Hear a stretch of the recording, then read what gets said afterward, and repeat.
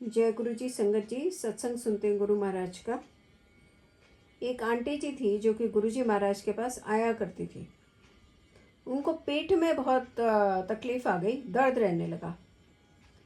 तो ये डॉक्टर के पास गई तो डॉक्टर ने कहा ये तो बड़ी प्रॉब्लम है। बड़े टेस्ट किए, बोला तुम्हारी जो पीठ का लिक्विड है वो जाके आगे फेफड़ों में चला गया है, मतलब तुम्हारे फेफड़ों में चला गया है और इसके तो थोड़े बड़े ऑपरेशन करने पड़ेंगे।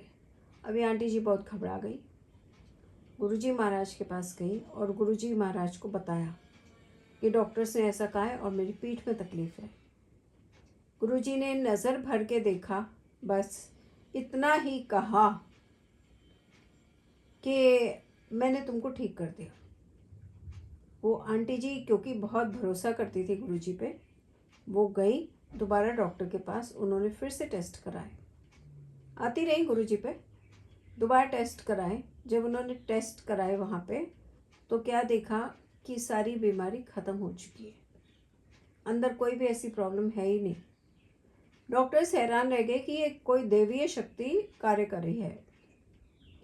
ये है कि गुरुजी का हमारी ओर नज़र भर के देख लेना, कल्याण कीता कहना या ब्लेसिंग ऑलवेज गुरुजी जैसे हम जानते हैं, या फिर लोटा दे देना।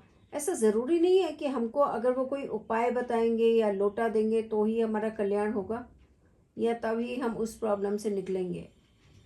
ये अपने ऊपर है कि गुरुजी हमको किस तरीके से ठीक करना चाहते हैं।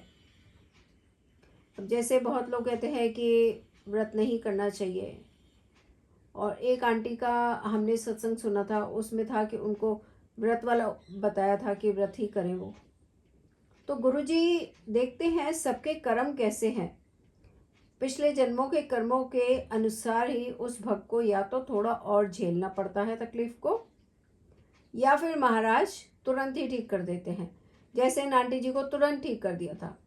और बहुत लोग आते थे तो वो बहुत टाइम तक आते थे। एक बार एक भक्त आया तो उसने आते ही पहली बार ही गुरुजी को कुछ बोला तो गुरुजी ने कहा कल्याण कीता।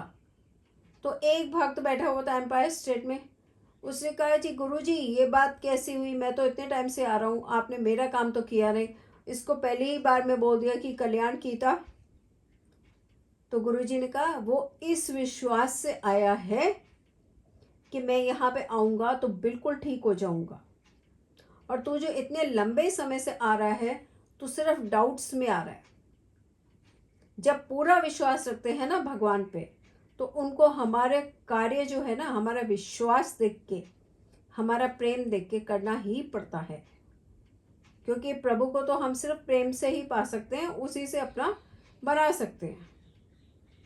तो संगत जी, हमको तो सब तरीके गुरुजी ने बता दिए अपने से जुड़ने के, और इन तरीकों के साथ साथ अब हम करेंगे गुरुजी को दंडवत प्रणाम, जो कि हम अपनी तसल्ली के लिए करते हैं। वरना ऐसे भगवान को जो सारे ब्रह्मांडों के, सारी सृष्टि के मालिक हो, हम उन्हें कर ही कह सकते हैं, मगर मन की तसल्ली के लिए प्रणाम करते हैं और सब मिलकर कहेंगे जय गुरुजी, शुक्राना गुरुजी महाराज का।